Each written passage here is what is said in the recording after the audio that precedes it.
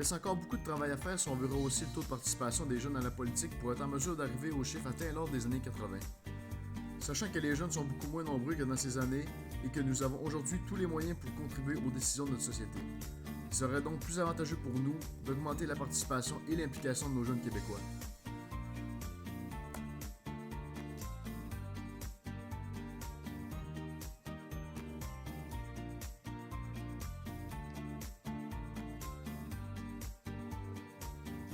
Il est important de participer à la politique dès l'acquisition du droit.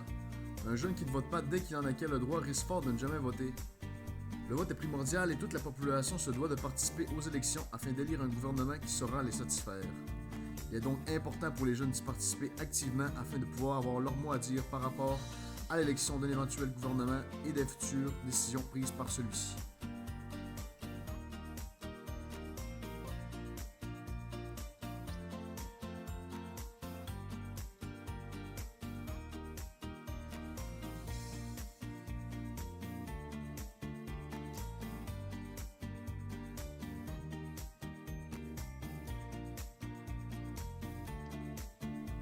C'est ce qui fait en sorte que toute la population canadienne de cette époque, peu importe le revenu, pouvait voter, ce qui était une très bonne nouvelle pour une grande partie de la population qui n'en avait pas le droit.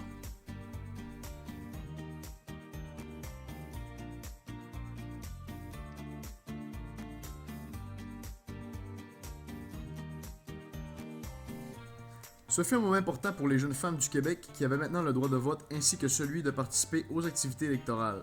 Quand on pense que les femmes se sont battues pour acquérir ce droit fondamental, il est dommage que plusieurs jeunes aujourd'hui ne l'utilisent pas.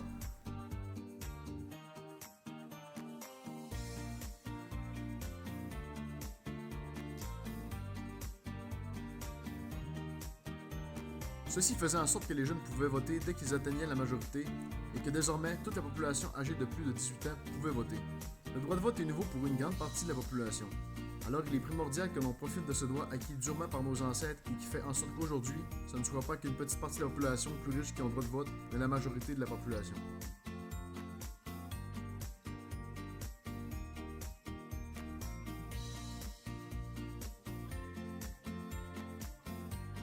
Dans les pays comme l'Arabie Saoudite, le Qatar et l'Oman, le roi détient l'ensemble des pouvoirs et le transmet à un héritier.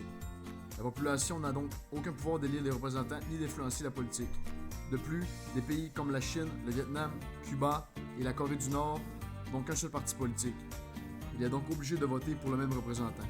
Alors nous pouvons nous compter chanceux de vivre dans un pays où le régime politique permet à tous les citoyens d'exercer leurs devoirs et de voter librement pour leurs représentants. C'est ce que l'on appelle une démocratie.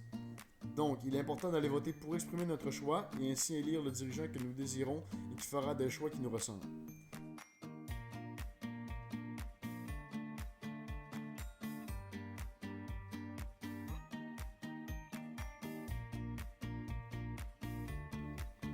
Les conclusions que l'on peut en tirer, c'est que plus de 53% des jeunes n'y participent pas puisqu'ils n'ont pas vraiment d'intérêt à aller voter. Le fait d'avoir un manque d'intérêt et d'être trop occupés ne sont pas de bonnes raisons.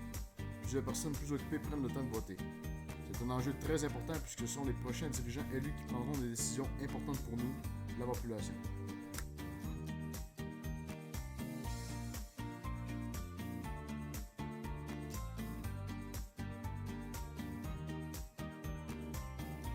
Il est vrai de dire que les partis politiques s'adressent aux tranches d'âge plus âgées, puisque d'un côté, ils participent plus activement et en plus grand nombre à la politique.